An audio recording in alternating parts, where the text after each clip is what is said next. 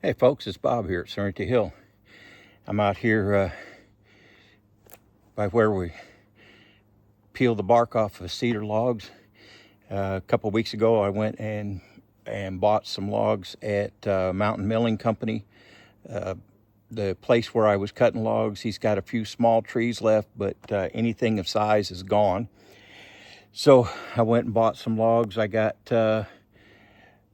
I loaded up the truck bed and loaded up the trailer a little taller than the rail on it, and spent $74. So I'll probably get about 120 logs for the wall out of that.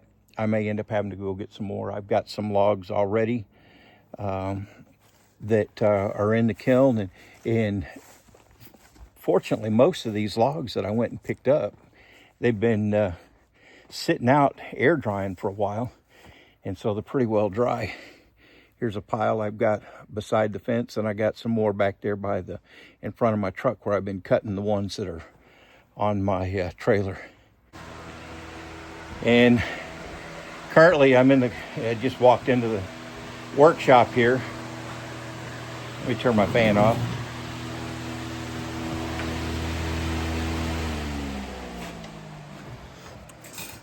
Now, don't tell my wife about this, because she thinks I'm out here working on the linen closet door. I got the coat closet door, got it mounted. It looks great, works great. And the only thing lacking on that is I got to remember, I've been to the store 3 times since I built that door, and 3 times I've forgotten to buy the binder clips because I didn't put them on my list. So as soon as I get finished with this video, I need to put them on my list so I don't forget them again. So she thinks I'm out here working on the linen closet door, but I'm not. I got something else going on, because what I'm going to do is, right now she's got this nightstand thing. It was a plastic knocked together thing I got from Walmart probably 10, 12 years ago. Just something quick to put in her bedroom in the bedroom by her side of the bed. And it's been knocked over 2 or 3 times. I pieced it back together, and I can't piece it together anymore. And she needs a place to keep her CPAP machine, a place to charge her phone. And she said, well, maybe you can just go buy me something cheap. And I thought, I'm not buying something cheap, because that's the whole point of homesteading. So this ties into something that I'm going to be doing. Everybody, when they're homesteading, what they do, they look for a way to make money off the homestead. And typically that's by selling eggs, or selling frozen chickens, or selling produce from a garden, selling something that you grow. Well, I don't have a huge garden space, so I don't know that I'll be able to, even once I get everything figured out, grow enough to supply us and be able to sell. And right now we don't have chickens. The reason we don't have chickens is there's a lady in our church who is, she's an expert in chicken math, and she's got, 40-something, 50-something chickens. Every week she brings to church about 6 or 8 dozen chicken eggs, and at least 1, sometimes 2 dozen duck eggs. And she insists that we take a couple dozen eggs with us. And she will not take anything in return for it. So I'll make her something nice for her house to give to her. Hopefully she won't turn that down. But she's giving, that's one of the things that she likes to do. She feels a blessing to be able to bless others, and it's something she enjoys. So there's no need for me, as long as I have that resource, to get the chickens. I know everybody says, oh, self-sufficient, but really it's community. You need community. And so if she's got those, she loves doing it, she enjoys doing it, and it blesses her to be able to give eggs to other people. So we'll receive that blessing with gratitude, and that means that I can spend my money and time on something besides chickens. So eventually we'll do that, and we may at first just concentrate on growing some meat chickens. to put in the freezer. Especially whole chickens. Have you priced a whole chicken at the grocery store? They're nuts, absolutely nuts, how much a whole chicken costs. And she loves whole chickens for making dumplings, and we love them for making soups. And of course, you get the bone broth and like. And most of the chicken that you buy from a store, it's hard to find like chicken thighs with the bones in them and chicken breasts with the bones. So even when you go to the store and buy it, most of what you find in is boneless. So you don't get the bones to make the broth with. So at any rate, so what I'm going to try to do for raising money for the homestead, and I've already done this some and made a good amount of money doing it. I just have been concentrating so much on finishing out things for the house and building things for the house that I haven't built anything to sell for a while. But that's what I'm going to try to do, or not try to do, that's what I'm going to do to make money off the homestead, is build things that people don't have the tools or the ability to build, but they like something nice. I've built some bed frames, I've built some cabinets and things like that I've sold to people, planter boxes, and I'm going to be branching out into benches and picnic tables. Got design on a couple really unique picnic tables that I think people will really like. That'll be pretty easy to build, but something that's not what you find normally in the stores and on someone's patio. So keep an eye out for those. Those are coming up. But another thing that I'm looking at doing is she needs a nightstand. I don't want to buy something cheap. Well, I've got this old sewing machine cabinet. I've got two of them. I've got one that's in the house right now. It's in pretty decent shape that I'm using for a table next to my recliner in the living room. And I've got this other one that's been out here in the workshop for forever, probably at least 5 years. It's been in storage out here. And it was in storage in our basement in Bernie before then. So what I'm going to do is I'm going to show you how I'm going to transform this. Doesn't look that great, does it? Here's one of the legs for it. And here's the veneer. But I'm going to show you how I'm going to transform this. Okay, now this thing has some neat little features to it. It's got a little drawer. I'll have to put a chain on that. I'm going to keep the drawer with the storage. But it's got a catch on it that doesn't work. But it's pretty neat. The top, you can see the veneer is just, I mean, it's gone. It's got a neat thing. When you open the lid up, it's got an arm that comes out to support this so it doesn't flop while you're working. And then this one, it's got a neat little detail there. This has got the little, I don't know, little ridge in it. And this side has got a corresponding groove so it locks together. And this is where the machine used to go. Neat little thing to spring loaded so the machine can go down. And then when you bring it back up, this spring pops the machine back up. And then it rests on here to hold it in place. Of course, the machine's long gone. And then this one has legs that are held on by screws in these metal brackets, and that's where the fun comes in. All right, so you can see this thing here, the sides are screwed to the top and the sides are screwed to these brackets. So my plan is to unscrew the sides in the front. I'll remove this panel from it. This is the panel that held the sewing machine. And then what I'm going to do, it's got 4 legs. But my plan is to undo all this, remove the hardware from it. And I will take this back piece here, cut it, take the trim piece here, cut this off at the side,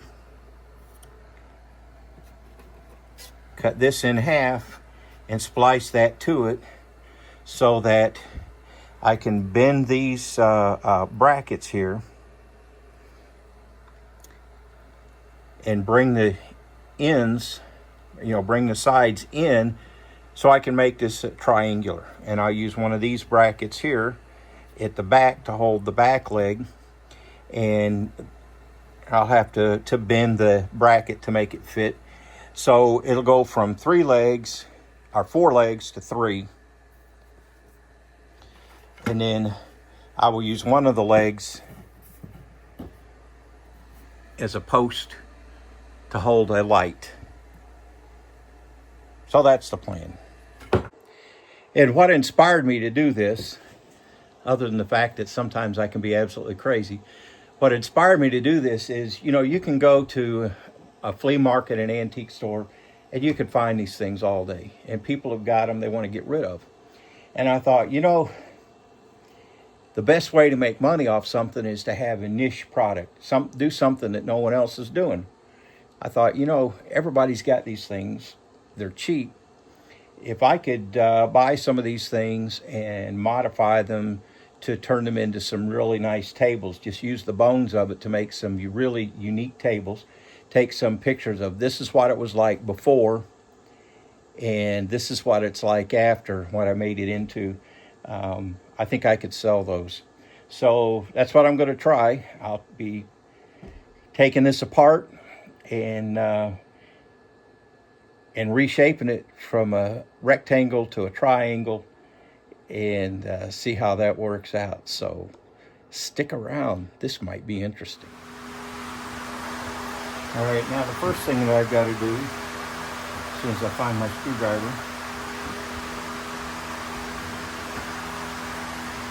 put it underneath. Every screw in this is a flathead screw, so I'm going to take this off. And I'll probably have to use a couple different size screwdrivers.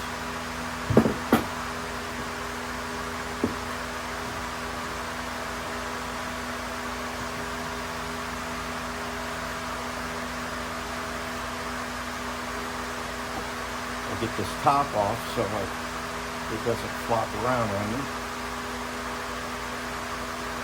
I think my plan right now is I will take the top of this thing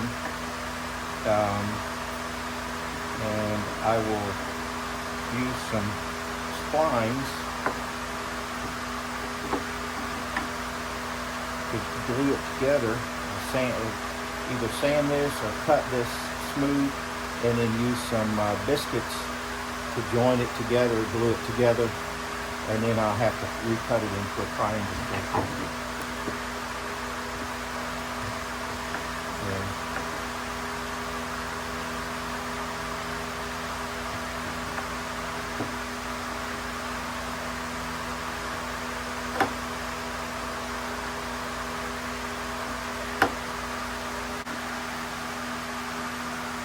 And I'm going to reuse as much of the hardware on this as I can.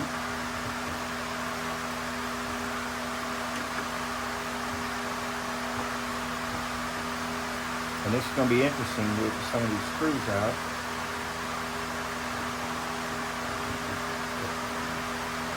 And having to clean the slots out. And some of them I could tell someone has tightened screws up on this, because some of the screws are the head's messed up where the screwdriver stick out of it.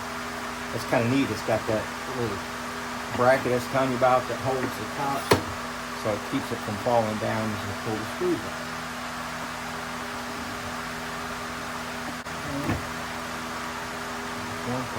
It's interesting. It's got a little spring pin here, a spring-loaded deal here. It's got a little pin that's spring-loaded. It comes up to trigger a catch for this arm. Well, I've got it apart.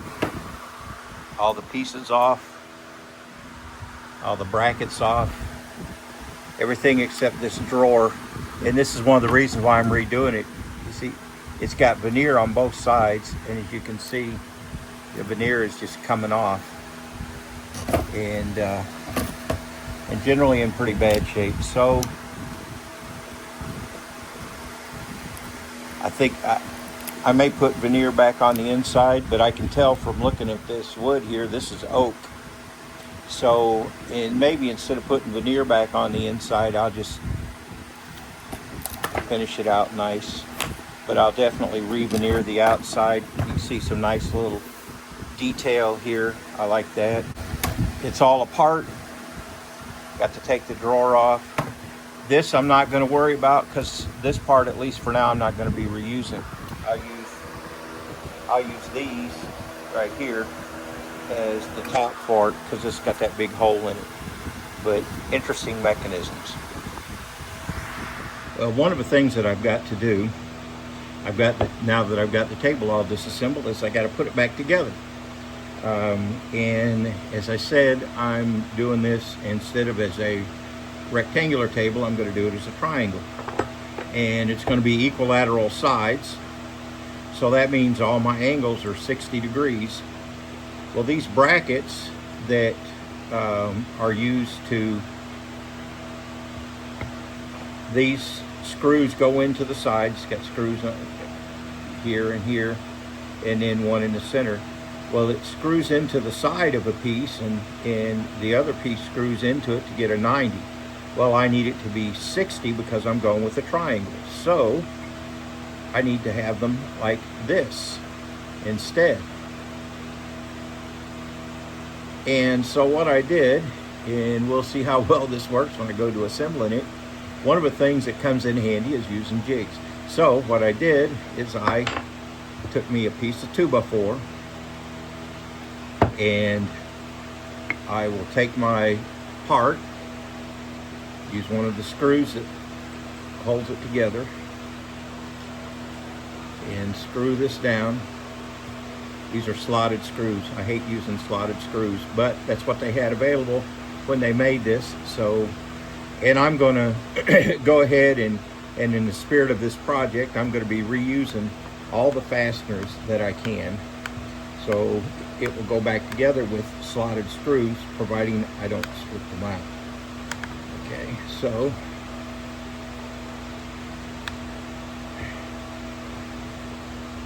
tighten that down good, and then just commence to hammering.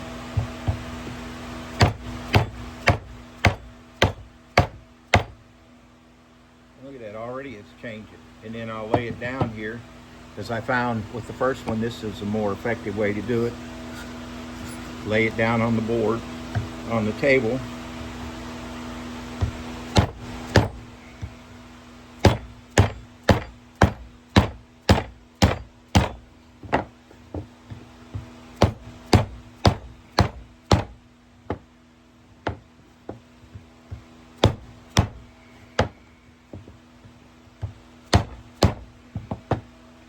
There you go.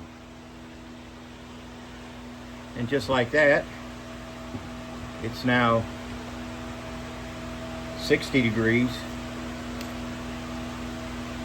instead of 90. And I've only got, let's see, I've only got 4 more to go. And these, these screws in the center are what goes into the legs to hold the legs on. So reusing everything I can from the original. I thought about making a piece of wood, but I thought, you know what, those are metal, they'll bend. So from this to that to this,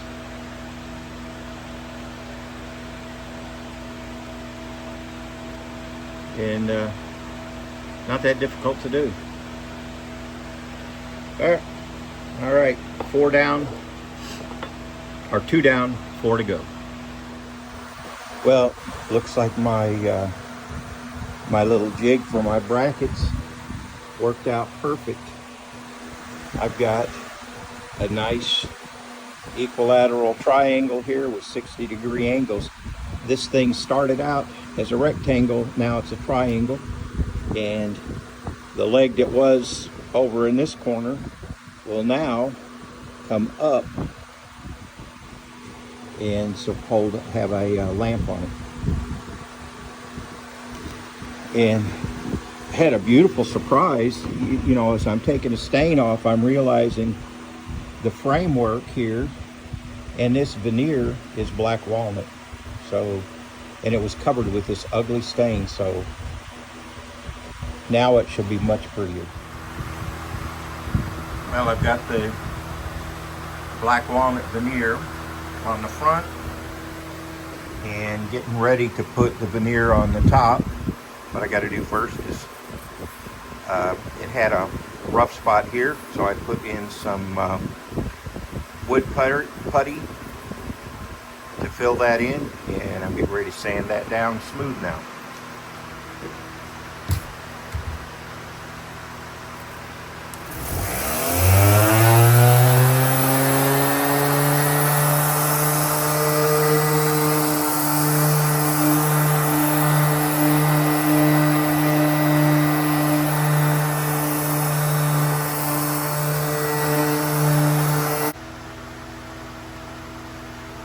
And the veneer I'm using is a peel and stick.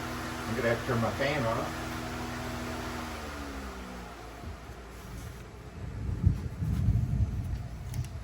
Oh, you hear that thunder in the background? Just stopped to the north of us. It's a big thunderstorm. And this is a peel and stick veneer. And what I'm going to do is just pull a few inches of this backing away and get it positioned in place and lined up. And I'll stick the leading edge down, lined up with the front edge of my piece, and get that stuck down. And then I will slowly peel this backing away and ease it back down and more. Get it down nice and smooth.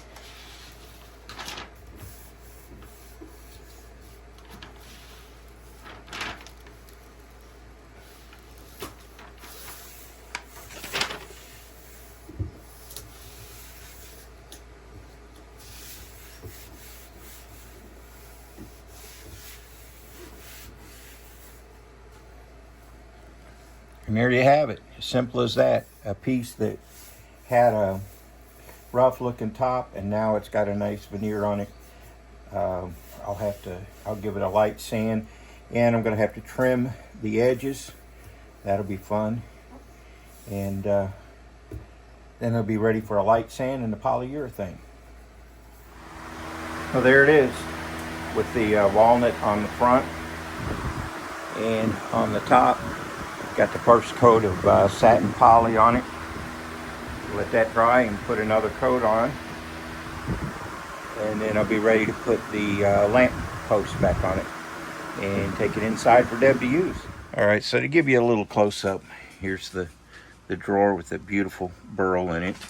Now the front, as you saw, was the veneer was messed up, so I bought some black walnut veneer to put on it, as well as the top. I reconfigured it into a triangular table. Over here I've got a lighted switch and a dual outlet, and then I used one of the legs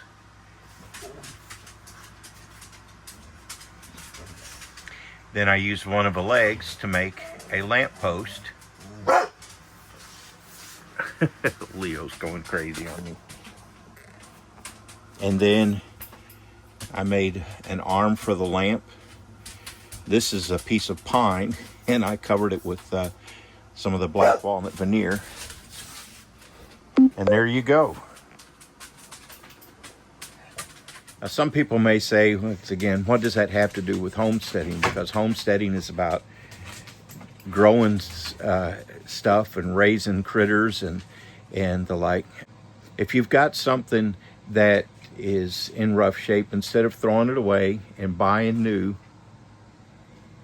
then you can repurpose it, refurbish it, and reuse it. And that's part of the homesteading ethos. Now I've got this nice little side table that my wife needed. She's got a place to plug, to charge her phone, a place to plug her CPAP machine into, and I've got $40 in veneer and the lamp parts into it. So I've got about probably $75 into this thing all totaled in what it took to refinish it and make it into something new. And there's no way you could buy something that's solid wood.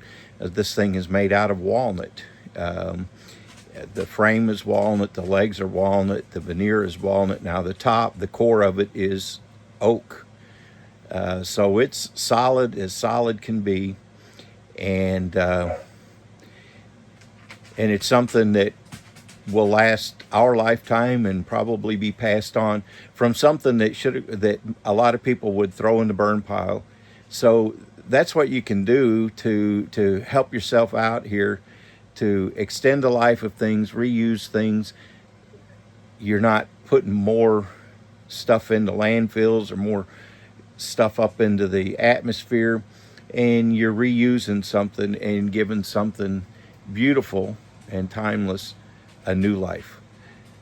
This is Bob at Serenity Hill. Thanks for stopping by. Like and subscribe. We hope you enjoy stuff like this. We're enjoying bringing it to you, and we will see you on the next one. Bye now.